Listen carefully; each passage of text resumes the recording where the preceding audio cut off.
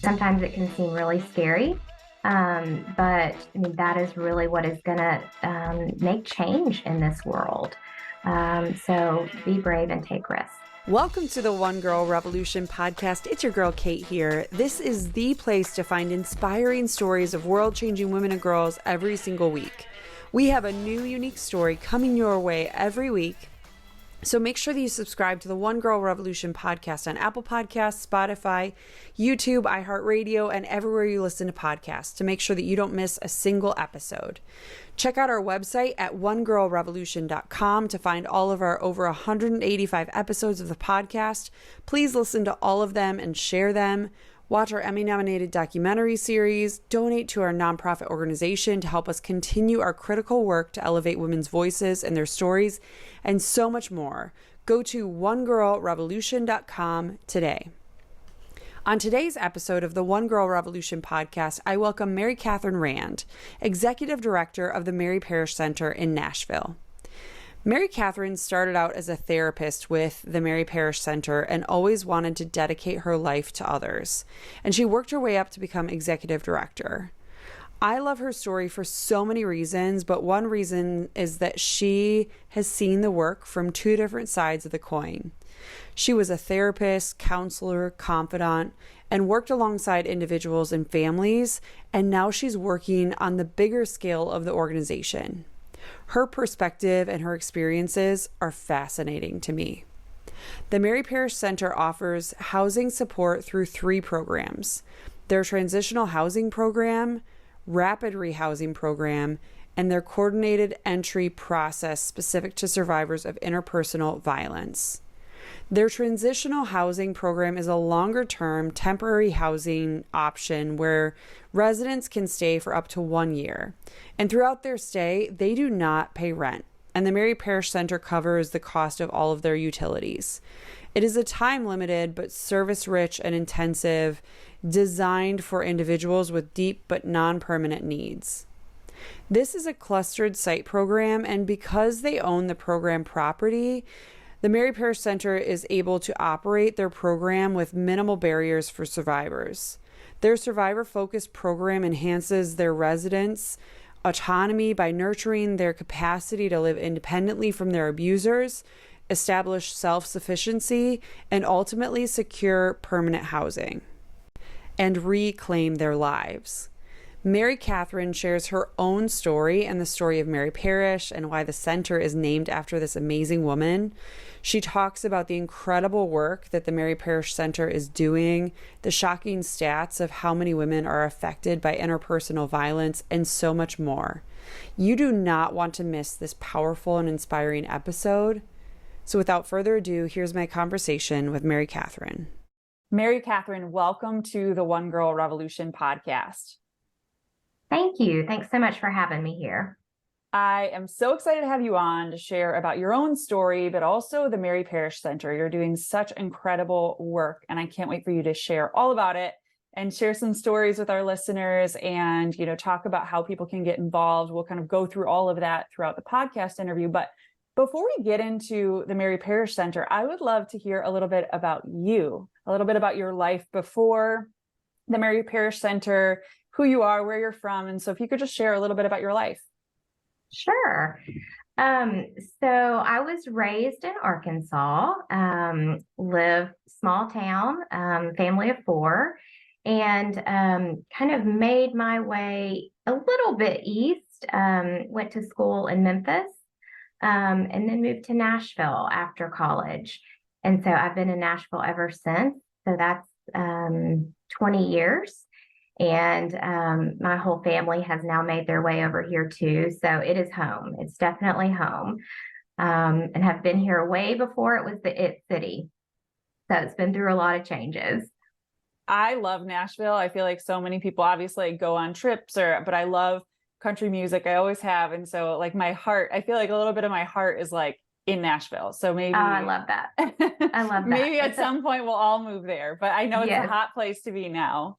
It is, but it's a fun place and, city, but still has that small town kind of vibe. And so it's great. But my background is in social work And so really clinical work. And after graduate school, I really was doing trauma work with families. And it just clicked. And it was like, this is what I want to do for the rest of my life. I felt very fortunate that kind of my first job out of graduate school, it was like, this is really where it's at. This is what, everybody has trauma in their life and has to find ways to integrate it and make it part of their story. And so that's really kind of what started my career. So doing clinical work with families. And then I started at the Mary Parrish Center as the therapist. And it was small nonprofit. And so my role just kind of evolved over time. And have been in my role as executive director for 5 years now. So I just had the opportunity. I'd been doing direct services for a very long time, and I was ready to really kind of make a shift and be in a more macro level role. So I just had that opportunity to apply for the job, and here we are. What has that experience been like? Because you've sort of been on both sides, right? Being the therapist and now being the executive director. And I know as an executive director, now you have to deal with all the numbers, number crunching, you have to fundraise, all that thing. But what have those two experiences been like for you? How are they different? How are they similar? How did your role as therapist prepare you for being executive director? Honestly, I feel so incredibly fortunate that that's the path I took. I cannot imagine doing this current role without my background as a therapist. I feel like it prepared me in every way possible. I mean, as a therapist, it's really all about relationships and really connecting with people and making those relationships. And to me, that's also the most important part of my job as an executive director. So whether that's with still our clients or with staff or with funders, it's all about relationships. And so it just prepared me in the absolute best way possible. And I feel like I use those skills every single day, even though I'm obviously not doing therapy. I use that foundation. I use those skills every day. And I feel like it's really what has made me, I think, successful in this role, is being able to use that foundation and really just build upon it. So I absolutely love it. I think it was time for me. I didn't think at first I was ready to move on from direct services. And then I had the opportunity to be in this role in an interim position for a while. So I got to see a little bit more what it was about. And so then it was like, okay, I'm ready to move on into more of a leadership position. It just felt like it was a natural progression in my career. And now I absolutely love it. I love being able to look at things kind of big picture strategically, and then have an amazing staff around who, is able to do that direct service work and that day-to-day work. So it's been a wonderful fit. Just having those experiences, I'm sure, as a therapist and different stories that you could tell from your time as a therapist prepared you for this role that you're doing now. And I love looking at our life in that way, where you look back and you're like, okay, there are these different chapters and these prepared me for where I am today. Because I'm sure when you were in graduate school, you never could have fathomed, you might not have ever fathomed that you would be executive director and doing what you're doing now. But it's amazing. Yep. That's what I love about life. So for people that are listening, what is the Mary Parrish Center? And tell me about what you do. Sure. So the Mary Parrish Center provides housing and services to survivors of interpersonal violence. And so that is domestic violence, sexual assault, dating violence, stalking, and human trafficking. And we just celebrated our 20-year anniversary. So we were founded in 2002. And we're founded by advocates in the community who really wanted to help survivors through the order of protection process.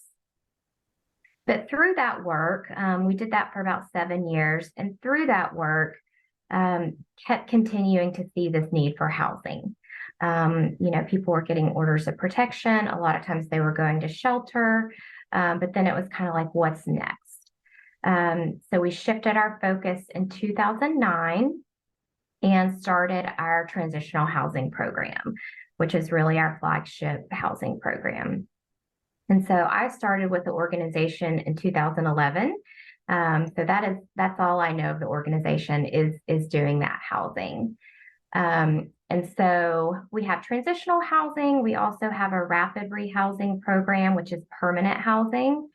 So it's really all about getting survivors connected to safe, affordable housing, and then providing those support services to kind of help them, prepare for their next steps. So we have a couple of therapists, we have advocates who really help with case management needs. We have some emergency financial assistance. We partner with some different workforce development programs. So really kind of take a comprehensive approach at helping survivors kind of, through their traumas. And now when they're at a place where they are ready to move forward and, become independent and autonomous. So that's where we are, that's where we step in, and that's what we're here for. Donate to One Girl Revolution's nonprofit organization to help us continue our work, highlighting inspiring women and girls that are changing the world through their lives, promoting their work and their organizations, and building a powerful and positive force out in the world dedicated to empowering women, their voices, and their stories. Donate at onegirlrevolution.com/donate. That's the number onegirlrevolution.com/donate.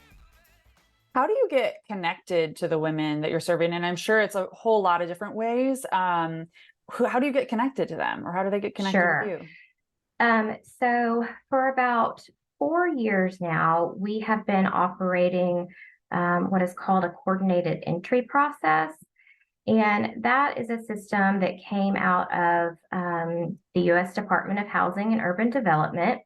And so it was created to really help those that are experiencing homelessness get connected to housing and support services as quickly as possible. So they really recognize that, when you are going through a housing crisis, that is a huge trauma. And so to have to call around from place to place and find out who has availability and what the criteria are, that can just add to the trauma, and it can be very discouraging.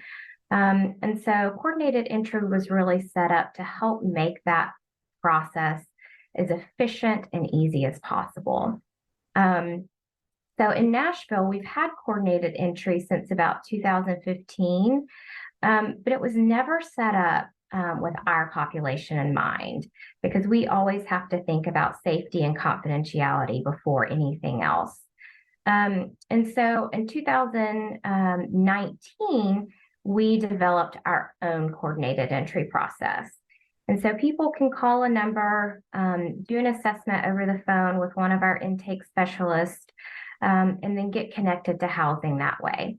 So they could receive a referral to one of our housing programs or another housing program in the community. And so we're able to really keep that process trauma-informed, safe, and, really just easy for people. And so that is where we get connected to the folks in our housing program. So all of our referrals go through that process. And so we have found that it really makes it an easier way for people to reach us, to find out about us, to reach us, and then get connected to housing. Again, whether that's with us or with some other organization. That's so innovative and so important, especially in this day and age. I know with the populations that you're dealing with, women in these situations, especially, sometimes they have to get out quickly, right? There's one moment where they can get out of the house, or maybe they're struggling with homelessness and they need a place to stay when it gets really cold. So just taking out all of the hoops that we all have to jump through in order to get help and services, it's really incredible that you guys are doing that. Thank you. So tell me about Mary Parrish. I know that it's named after Mary Parrish. Who is she, and what can you tell me about her? Yeah, great question.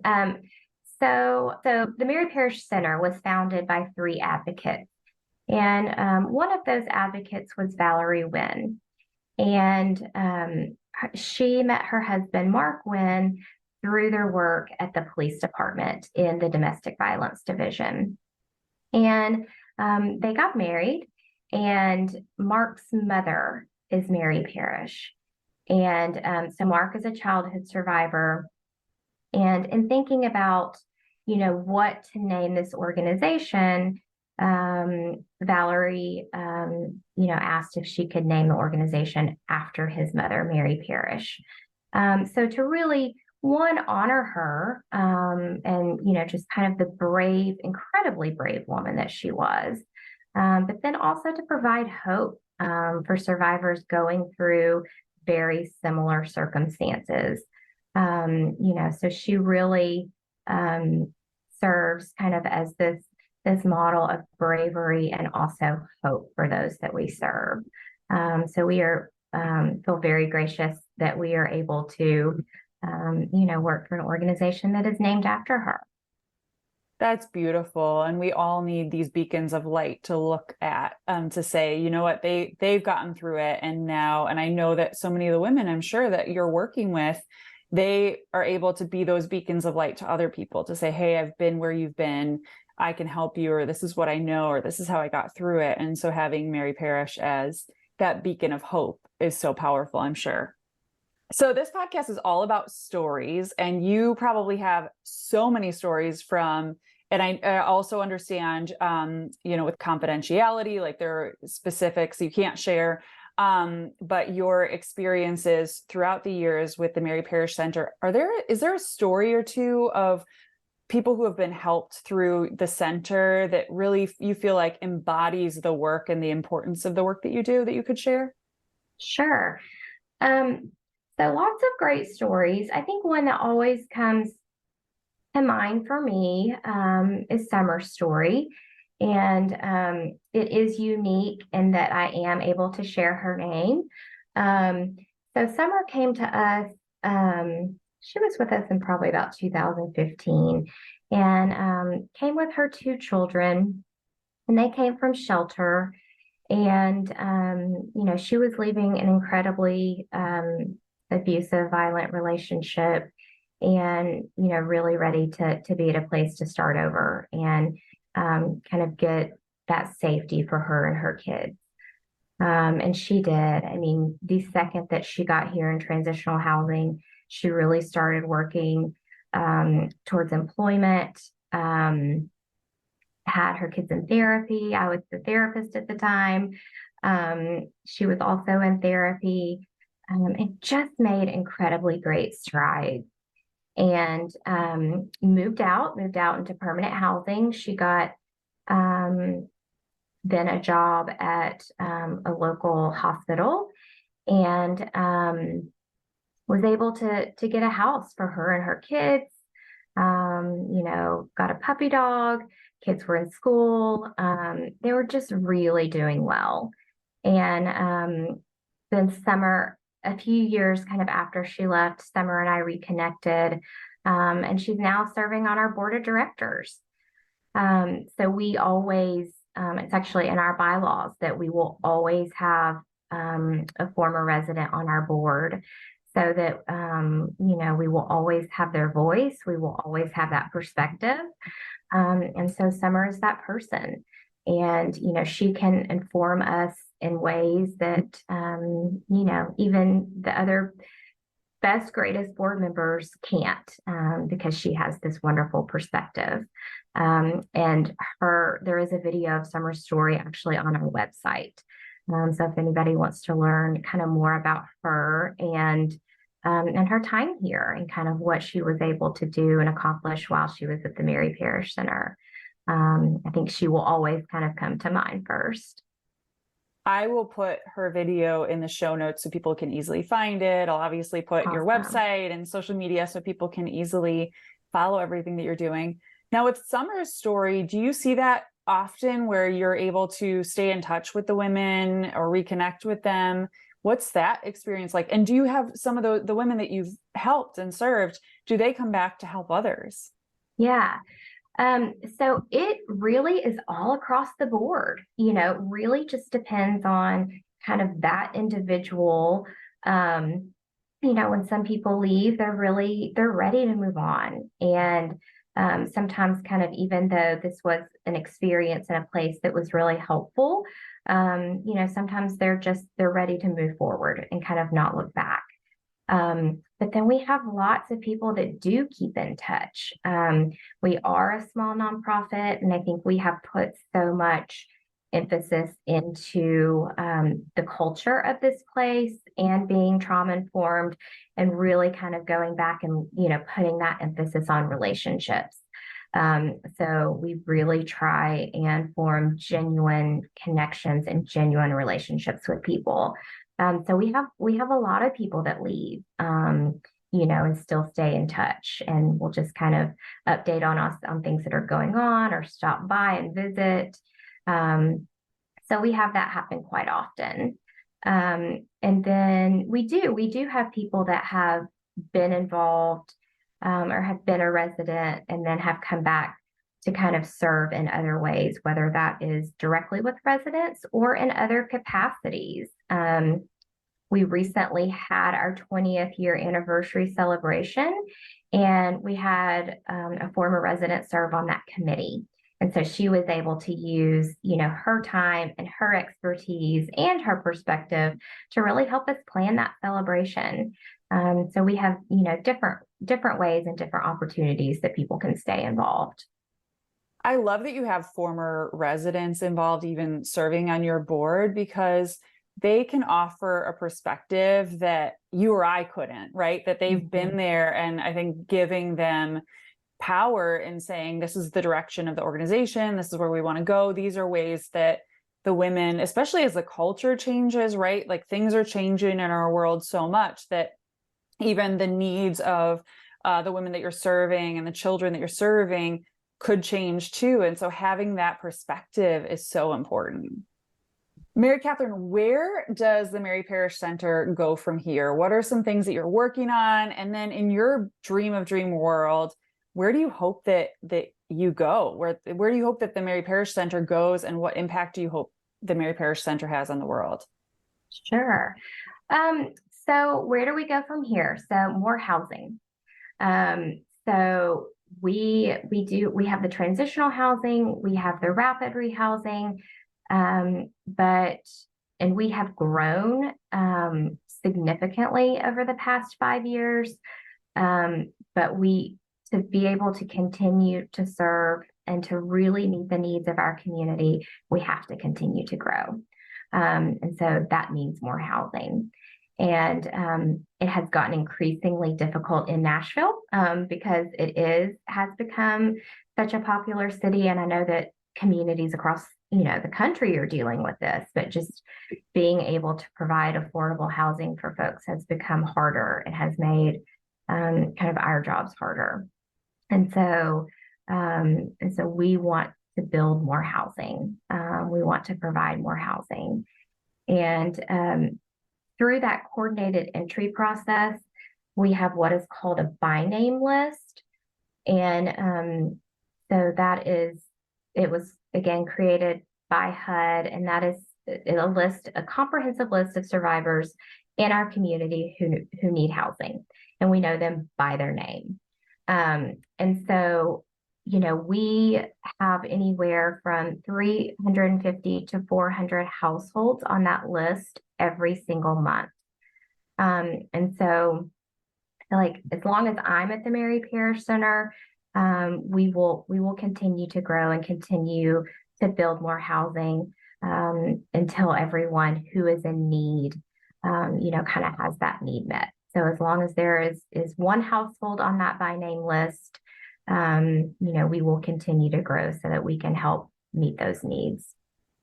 The needs are so great. And I think sometimes in our lives, we don't see it. We don't see it, so it doesn't exist. And I'm sure for you, having that list and looking at it, and I'm glad that you brought that up, So everybody who's listening, like, think about all those names and, what's going on in their family situation. Sometimes it's a single person, but a lot of times it's somebody with children. And so these kids are in need of housing, and it's so prevalent everywhere. And so I think what you're doing in Nashville, to me, is such a beacon of light and encouragement, but also a challenge to all of us, that we can all do something, and that there are people in our own communities that need housing, just like the people that you're serving.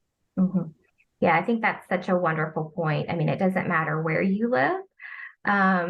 There is a need. There are survivors in every single community, whether you're aware of it or not. And, there are just as kind of percentage-wise many that are going to be in rural communities as urban. So yeah, that's a great point. I mean, there's always such a need. Is there something that you've learned through your work? And I guess this is kind of more of a personal question for you, that has kind of blown your mind, or maybe it's just like how great the need is, but something that might surprise people who are listening. Yeah, so this is actually something that just came up recently. I was working on kind of a project last week and a funding request. And I mean, I think one, I'm such a people person, but I absolutely love data because I feel like it shows us so much and helps capture things for us, and then helps us really tell that story. It creates an entire narrative. And so once we started that coordinated entry process, the numbers, were right in front of us of how many people were in fact in need of housing. And we know that those are only the people that are reaching us. So we know the need is much greater. But just to know that there are that many households every single month who are in need of safe housing, that blew my mind once we started capturing that data. And then kind of the severity of situations. And, I've been in this work for, almost 12 years now in the domestic violence field. And, so we've heard many stories. And so not only from the folks that we serve, but the ones that we're answering the phone and they're in need. But it still shocks me when I kind of look at that data and look at what people have been through. So through coordinated entry, one of the key components is to really help prioritize those that need housing. We know that every single person on that list needs housing, but unfortunately there's not enough. So we had to come up with a way to kind of prioritize. And so for our population, it's really going to be those that are at the greatest risk, of being seriously injured or murdered by their abuser. And so I was kind of running some numbers last week. And on that coordinated entry assessment, there are danger assessment questions that were created by Dr. Jacqueline Campbell. And so it's asking questions like, are you being stalked or harassed? Have you been choked or strangled? So does this person have access to firearms? So we know in our field that those are things that places someone at a higher risk of homicide. And this past year, in looking at those that we have served through our housing programs, with those 5 danger assessment questions, 85 to 100% of people had answered yes to those questions.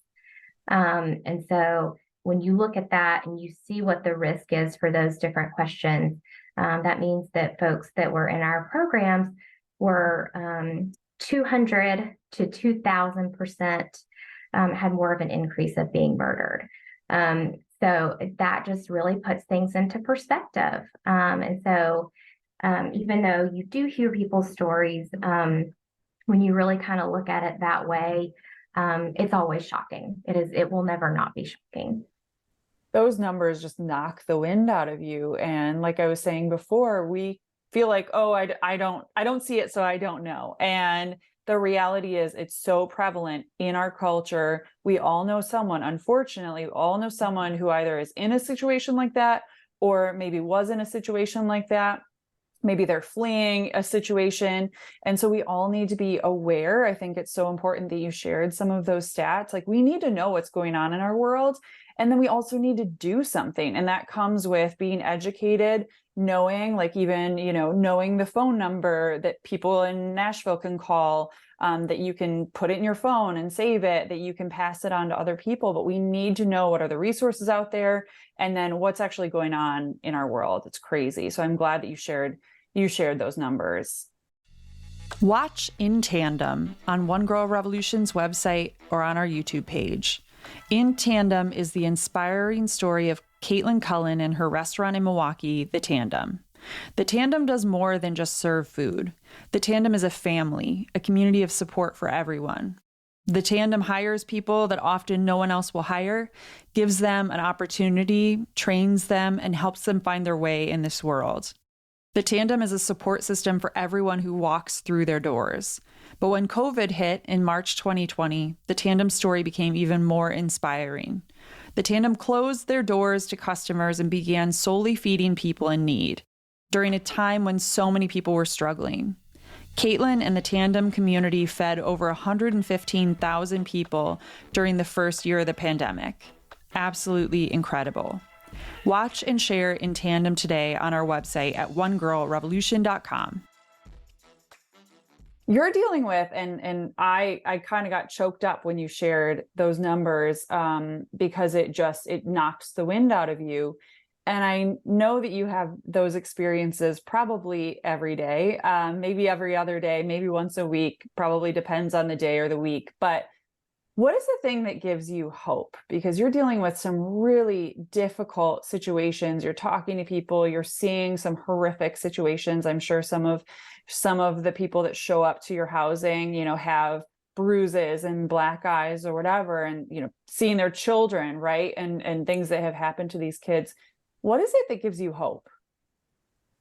So I think two main things, and this really kind of goes with just kind of my evolution of kind of being direct service and more macro level, but really kind of two things. So on a micro level, it is those that we serve every single day. I mean, they give me hope, that they are what keeps me going and wanting to continue this work, because they are so incredibly brave, able to get out of the situation, kind of put their faith into the hands of people that they don't know.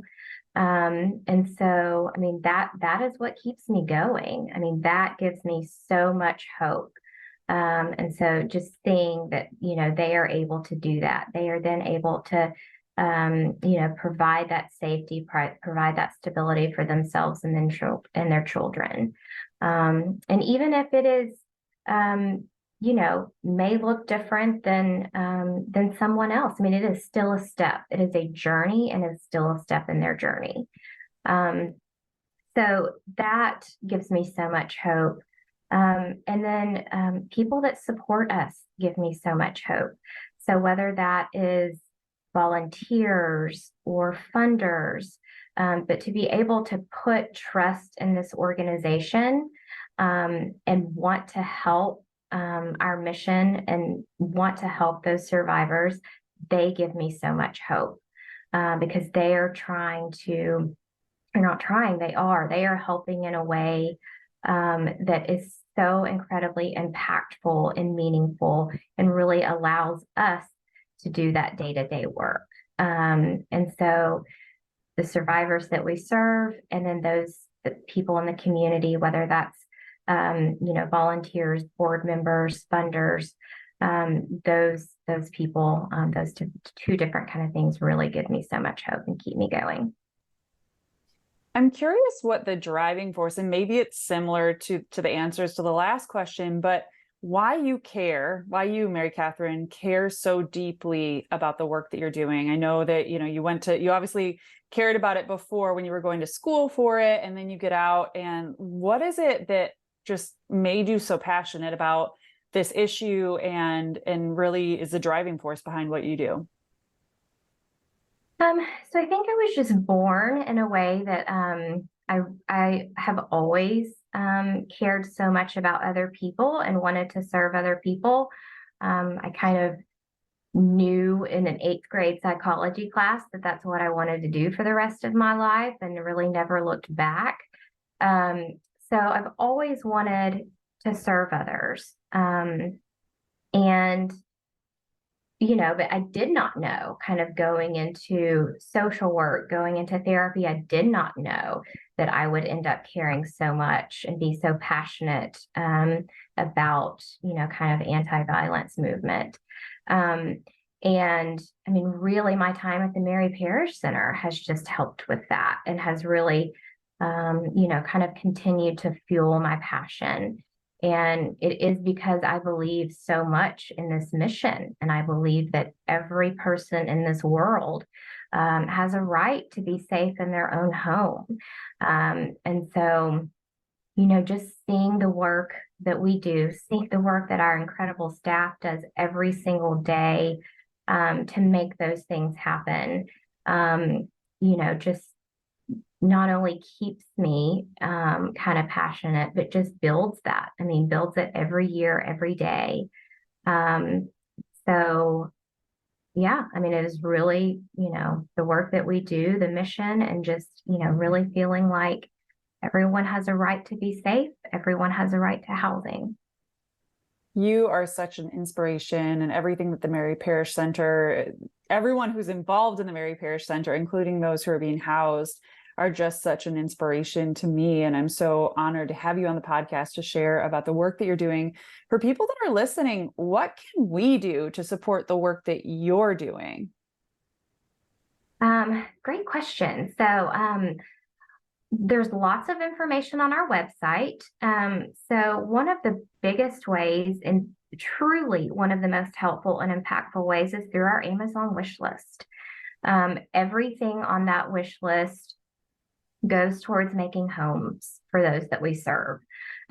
So our transitional housing, we have 10 apartment units, and every single one of those apartments comes fully furnished.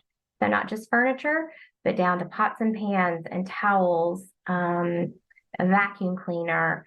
So everything that we really use to furnish those apartments and make a home for a survivor and their family is on that wish list.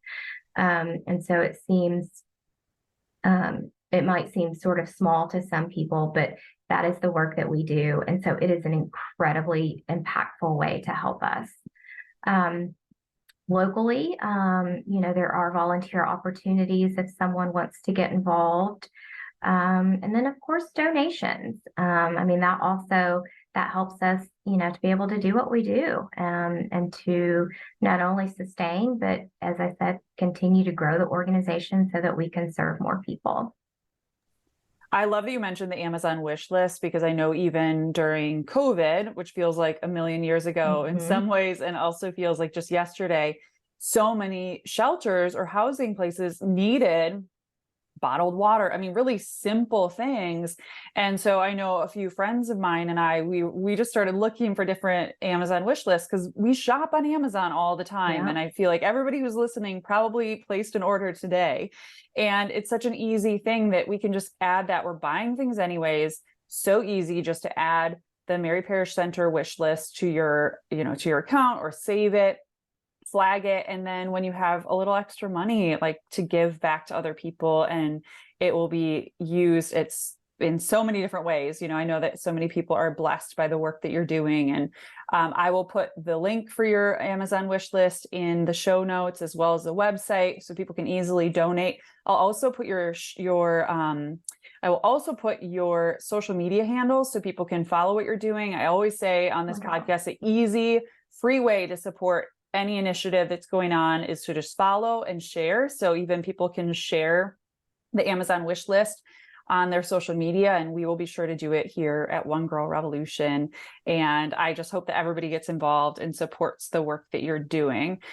What would you say to people, maybe they don't live locally, they obviously can support the Mary Parrish Center, but what can we do to emulate your work, the work that you're doing in our own communities? So, I mean, I'm a big proponent of finding what works for you. So finding in your community what you're passionate about, and then really get involved in a way that makes sense for you. Not everyone, is big into social media and wants to kind of broadcast that way. Not everyone has the capacity to donate monetarily.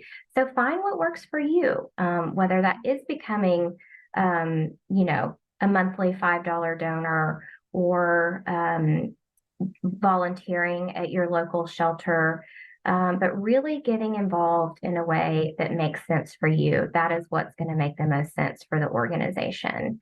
And just really finding what you connect with. That's what is so beautiful about this world, is that we all have different interests and passions and talents. So finding just what makes sense, and really leaning into that. And it's so easy for us. Sometimes it just takes a simple email. You and I got connected. It was literally a cold email, and it was like, hey, we love what you're doing. We'd love to have you on the podcast. And so we can all do that using social media, or just finding, if you find an organization, like you mentioned, something in your local community that you feel passionate about, or something that excites you, and give of your time, talent, and treasure. There are different ways that we can get involved. Maybe it's teaching a class, or maybe it's just volunteering your time and being present. Or if there's a local community effort for children, I know there are a couple of initiatives here in Detroit that I know of right off the top of my head that do programming for inner city kids, and playing on a soccer team, if that's something that you can do or you enjoy doing. So I love that you just mentioned that there's so many different ways that people can get involved. Mary Katherine, you are a one girl revolution in my mind. You've shared your story. You've shared all about the incredible work that you're doing, but who is the one girl revolution in your life? Who is a woman or girl that inspires you? So as I mentioned before, every single day I'm inspired by those that we serve. But I think honestly, just kind of, who helped mold me and make me is my mom. So, I mean, she is someone that I look to all the time. She is so incredibly strong. And so I would say that my mom is my revolution. We love supporting or shouting out our mamas on this podcast. So I'm glad that you shouted out your mom. And, we have so many beacons of light all around us. And I love kind of taking those moments to sit and say, who's the one girl revolution? I think about it sometimes, like, who are the women that have formed me? And we are surrounded by so many beacons of light in our lives. And like you said, in the work that you're doing, I know there are so many beacons. But Mary Katherine, I am so grateful to have you on this podcast. Thank you so much for being on. Thank you for all the incredible work that you do. But before I let you go, I always end this podcast on one question. So I'd like to ask you, if you could leave women and girls around the world with one message, what would it be? Be brave and take risks. So I think that the thing that I have been able to do kind of in my role at the Mary Parrish Center, is take risks. And, I don't think that we would be able to kind of do the work that we're doing, continue to grow without taking those risks. So sometimes it can seem really scary. But I mean, that is really what is going to make change in this world. So be brave and take risks.